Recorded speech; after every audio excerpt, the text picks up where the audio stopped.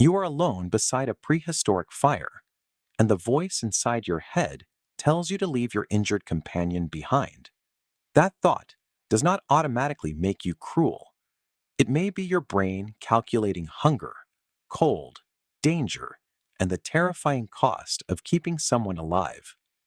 A stomach tightening, wolves calling beyond the trees, snow swallowing the trail. Your inner voice was never just a private narrator, it was a survival machine. By the end of this video, you will understand why the voice in your head can feel like you, why it sometimes feels frighteningly separate from you, and how it may connect to the ancient social world that shaped the human brain. We often assume inner speech is a modern, civilized thing, but the mental tools behind it are much older. The survivors were not always the strongest. They were often the ones who could rehearse danger before it arrived. Picture a small group of Homo sapiens moving through Ice Age Europe around 30,000 years ago. Wind cuts through animal hide clothing, firelight trembles on stone tools, and every calorie matters. For much of the last ice age, average global temperatures were several degrees colder than today. Think ahead or fall behind. Researchers studying inner speech have found that many people silently talk to themselves throughout the day. At first, psychologists often treated this as a strange leftover of childhood speech.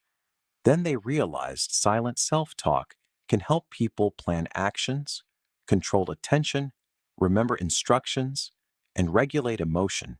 Russian psychologist Lev Vygotsky argued that children first use spoken language socially, then gradually turn part of it inward. A child says, "Put this here," while solving a problem. Later, the words become quiet. Eventually, they may become nearly invisible.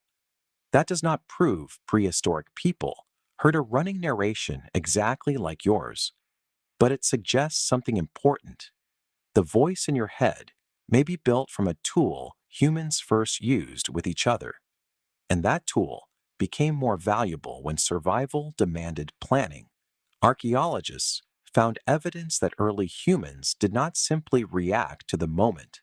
At first, people imagined Stone Age life as a series of impulsive hunts and lucky discoveries. Then they realized many groups planned far beyond the next hour. At the site of Schöningen in Germany, wooden spears dated to roughly 300,000 years ago show remarkably deliberate craftsmanship and hunting skill. Making a balanced spear requires choosing wood, shaping it, testing it, and anticipating how it will move. You do not make a weapon like that by accident. You imagine a future animal. You imagine your body moving. You may even silently repeat a sequence: grip, aim, throw.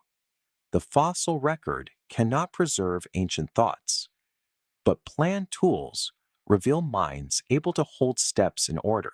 And once you can rehearse an action, you can also rehearse a fear. That is where the inner voice becomes darker. Researchers discovered that the brain's threat systems can react strongly to imagined danger, not only immediate danger. At first, it seems irrational that a person can feel fear while sitting safely in a room. Then, they realized mental simulation is useful. If your ancestors remembered a lion near a riverbank, imagined returning there, and felt a warning surge through the body, that reaction could keep them alive. Your heart prepares, your muscles tense, your attention narrows. The problem is that the same ancient alarm can activate before a conversation, a mistake, or an uncertain future. Your brain does not always distinguish perfectly between a predator in the grass and a disaster playing on repeat in your imagination. The voice says, "What if?" And suddenly, the danger feels close. But human survival was never only about fear. Archaeologists found evidence of people caring for injured and vulnerable group members long before civilization. At first, Harsh prehistoric life was assumed to mean that anyone unable to contribute was abandoned.